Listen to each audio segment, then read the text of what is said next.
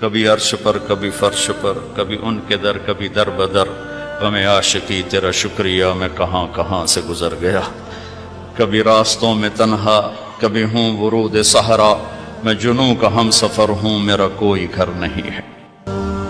اللہ نے اپنی محبت کی جو تشبیہ دی وہ باپ سے نہیں دی کہ میں اپنے بندوں سے باپ سے زیادہ پیار کرتا ہوں، اللہ نے تشبیہ دی میں اپنے بندوں سے ماں سے بھی زیادہ پیار کرتا ہوں، کہ جو قربانی ماں دیتی۔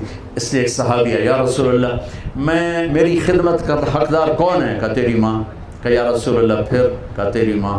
یا رسول اللہ پھر؟ کہا تیری ماں۔ یا رسول اللہ پھر؟ کہا تیرا باپ۔ چوتھی دفعہ کہا تیرا باپ۔ یہ وہ ہستی ہے کہ جن کی شفاعت کے بغیر جنت کا دروازہ نہیں کھلے گا، حساب شروع نہیں ہوگا۔ وہ کس تمنا کا تمنا سنو، کاش میری ماں زندہ ہوتی، کاش میری ماں زندہ ہوتی، اور میں عشاء کی نماز کے مصلی پہ ایسے سورۃ فاتحہ شروع کر چکا ہوتا، الحمدللہ رب العالمین الرحمن الرحیم مالک یوم الدین، اور ادھر سے آواز آتی بیٹا محمد، تو میں وہیں نماز توڑ کے کہتا لبیک اماں جی۔ اتنے بڑے رسول، اور اظہار تمنا کیا ہے؟ کس چیز کی کمی کو محسوس کر رہے ہیں؟ چونکہ باپ دیکھا نہیں، ماں 6 سال میں فوت ہو گئی، میری زندگی سفر میں گزری، میری زندگی کا سب سے عجیب سفر وہ تھا جب میں حضرت آمنہ کی قبر پہ پہنچی، اٹھا کے دینا، جب میں حضرت آمنہ کی قبر پہ پہنچی، کالے پہاڑ، وہ اثر سورج ڈوب رہا تھا، ڈوبتا سورج بھی غمگین نظر آتا ہے، اور وہ ماما چاروں طرف دیکھ رہا تھا۔ سن 2000 انسان نام کی شے نہیں تھی، 1400 سال پہلے کیا ہوا ہوگا جب میرے نبی کی ماں نے دم توڑا ہوگا، اور اوپر پہاڑی ہے، اس سے 15-20 فٹ اور اونچی ہوگی۔ جب ان کو پتھروں میں دبا کے نیچے اترے ہیں ایک باندی ساتھی ام ایمن، تو آپ نے ہاتھ چھڑایا اور دوڑ لگائی،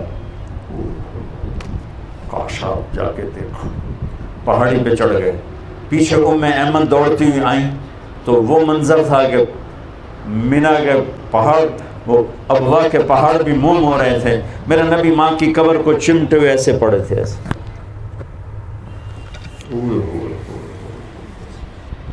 جب ام ایمن قریب ہوئی تو آپ نے سنا، آپ کہہ رہے تھے ماں جی آپ کو تو خبر تھی آپ کے سوا میرا کوئی نہیں، پھر آپ مجھے چھوڑ کے کہاں چلی گئی؟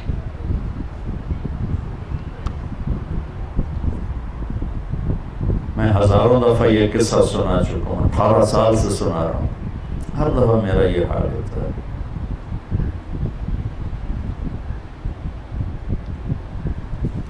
ام ایمن نے اٹھانے کی کوشش کی، انکار کر نہیں، چھوڑ دو، یہیں چھوڑ دو، کھینچ کے نیچے لائیں۔ 7ویں دن آنسو ختم ہو جاتے ہیں، رونا بھی چاہو تو نہیں رونا آتا، اور میرے نبی 7ویں دن نہیں 57 سال کے بعد 6 + 57 63 حج پہ جا رہے ہیں۔ جب ابوا پہنچے تو ابوا ایک گاؤں ہے، وہاں سب کے ٹھہرنے کا انتظام تھا، اور یہ حج کا قافلہ 60-70 ہزار کا ہو چکا تھا، اور آپ نے اپنی اونٹنی کو پہاڑوں میں ڈال دیا۔ نئے لوگ حیران کہ ادھر تو شے کو نہیں جانتے کتنے پہن، قریب کے لوگوں کو پتہ تھا کہ ماں کی زیارت کو جا رہے ہیں۔ آپ اونٹنی سے اترے، پہاڑ پہ چڑھے، ماں کی قبر پہ کیسے بیٹھے؟ احرام تھا، گرمی شدید تھی، اپریل کا مہینہ تھا، یوں جیسے بچے بیٹھتے ہیں، گھٹنے اٹھائے، ہاتھ گھٹنوں پہ رکھے اور سر گھٹنوں میں دیا،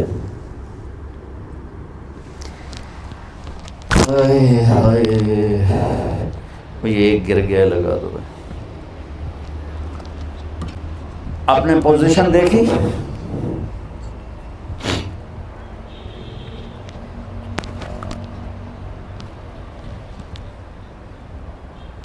مجھے اس کیفیت میں جو میں نے آپ کو فزیکلی کر کے دکھایا،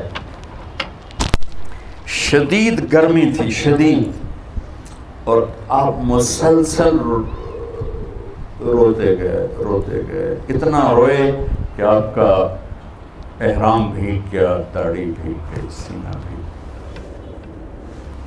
روئے جا رہے ہیں۔ اور پھر کب اٹھے پتہ نہیں، لیکن اعلان فرمایا کہ میں آج رات اپنی ماں کے پاس گیا۔ ماں باپ تھوڑی مدت کے ساتھی ہوتے ہیں، چلے جاتے ہیں، انہیں دکھ دے کے بھیجنے والوں سے بڑا بد نصیب کوئی نہیں ہوتا ہے۔ میرے نبی سے پوچھا گیا یا رسول اللہ قیامت کب آئے گی؟ تو آپ نے فرمایا اللہ کو پتہ ہے۔ کہا جی کوئی نشانی بتا دیں۔ تو آپ بچیاں غور سے سننا، بچیاں، یا رسول اللہ کوئی نشانی بتا دیں۔ تو آپ نے فرمایا جب بیٹیاں بھی ماؤں کو ذلیل کریں گی تو کیا ہوتا ہے؟ جب بیٹیاں بھی ماؤں کو ذلیل کریں گی تو کیا ہوتا ہے؟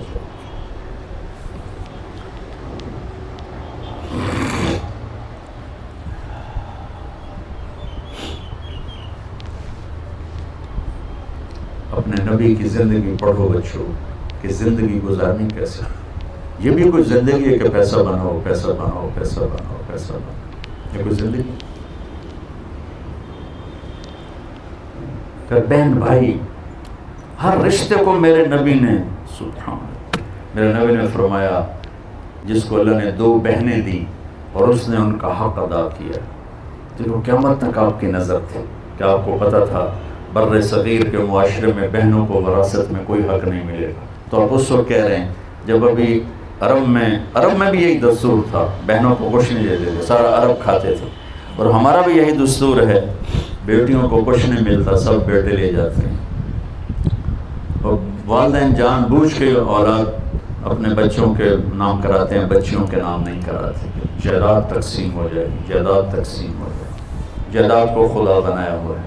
تو میرے نبی نے فرمایا جس کو اللہ نے 2 بہنیں دی اور اس نے ان کا حق ادا کیا تو وہ جنت میں داخل ہو گیا۔ اولاد کی تربیت، جس کو اللہ نے 3 بیٹیاں دی اور اس نے ان کو ڈولی میں بٹھا دیا تو جنت اس پہ واجب ہو گئی۔ ایک صحابی بولے یا رسول اللہ 2 ہوں، آپ نے کہا 2 ہوں شادی کر دے، اس پہ جنت واجب۔ ایک نے کہا 1 بیٹی ہوگا، 1 کو بھی ڈولی میں بٹھا دے گا تو جنت واجب ہو جائے گی۔ تو میرے عزیزو، یہ ایک خوبصورت زندگی ہے جو ہمارے نبی ہمیں سکھا کے گئے۔ میں 1.25 گھنٹے میں کتنے بیان کر سکتا ہوں؟ میں صرف آپ کو ٹپس دے سکتا ہوں، ہنٹس دے سکتا ہوں کہ اللہ کے واسطے قرآن سے جڑو، اپنے نبی کی سیرت سے جڑو، اس کو بھی پڑھو جو پڑھ رہے ہو۔ اللہ تمہیں ایسا علم عطا فرمائے کہ تمہاری FCPS کی ڈگری وہ انگلینڈ کی ڈگری سے بڑی ہو جائے۔ جب تک آپ علم میں فقیر رہو گے، عزت سے سر اٹھا کے زندہ نہیں رہ سکتے۔ جو قوم اپنا علم بھی نہ خود تلاش کر سکے، اسے عزت سے رہنے کا کوئی حق حاصل نہیں۔ تمہارا بڑا ڈاکٹر وہ ہوتا ہے جو امریکہ سے ڈگری لے کر آئے، اور ہم اس دن آزاد ہوں گے جب ہمارا ڈاکٹر یہاں کا امریکہ سے بڑی ڈگری والا شمار ہوگا۔ کہ علم وراثت نہیں ہے، علم محنت ہے، جو محنت کرے گا اللہ اس کا سینہ کھول دے گا۔ اور ہمارے بچے بچیاں پڑھتے ہیں صرف ڈگری کے لیے اور آگے جاب کے لیے، اور ہمارے ادارے بھی عام طور پہ تعلیمی ادارے نہیں ہیں، کاروباری ادارے ہیں۔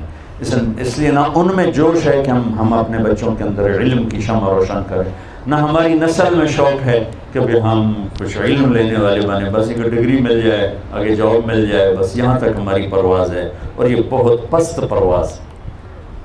بچوں اپنی زندگی کو خوبصورت بناؤ، بہن بھائیوں کے رشتے۔ حجاج کے سامنے 3 مجرم پیش کیے، ساتھ ایک خاتون تھی، تو اس نے کہا ان کو قتل کر دو۔ تو وہ خاتون کہنے لگی ہم غریب لوگ ہیں، معاف کر دو۔ کہنے لگا تیری سفارش پہ 1 کو معاف کر دیتا۔ تو ایک اس کا بیٹا تھا، ایک اس کا خامن تھا، ایک اس کا بھائی تھا۔ تو وہ کہنے لگی شادی تو پھر بھی ہو جائے گی اور بیٹا بھی مل جائے گا، بھائی نہیں ملے گا، ماں پیو مر گئے۔ وہ کہنے لگی میرا بھائی چھوڑ دے، میرا بھائی چھوڑ دے، باقی دونوں مار دے۔ تو اس نے کہا میں تیرے چناؤ کو سلام کرتا ہوں، تیرے اس خوبصورت انتخاب کو سلام کرتا ہوں، جا تینوں لے جاؤ، نے تینوں کو چھوڑ دیا، تینوں۔ تو بھائی آج سب سے زیادہ لڑے ہوئے بہن بھائی، نفرتیں بہن بھائیوں میں ہیں، دوریاں ہیں، شدتیں ہیں، سختیاں ہیں، پیچھے کوئی بڑے مسائل نہیں، زبان کا بول، اس نے مجھے یہ کہہ دیا، اس نے مجھے یہ کیوں کہہ دیا۔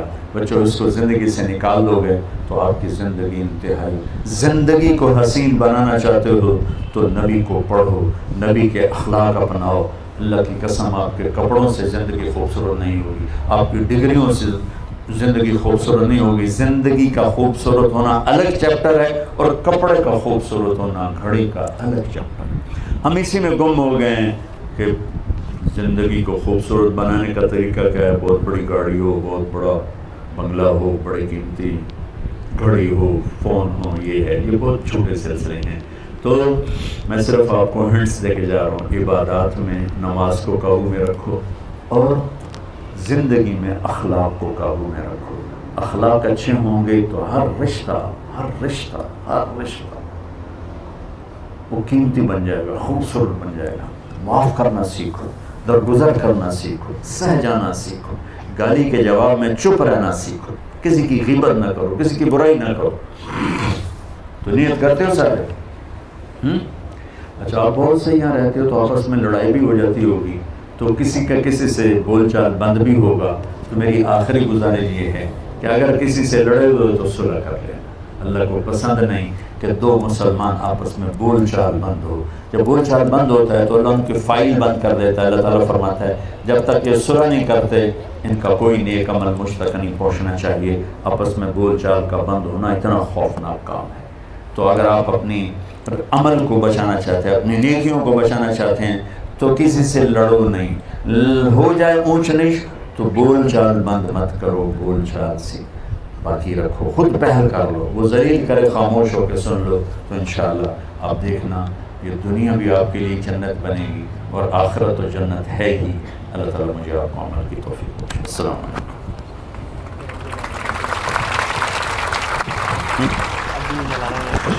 اچھا یہاں بیٹھیں۔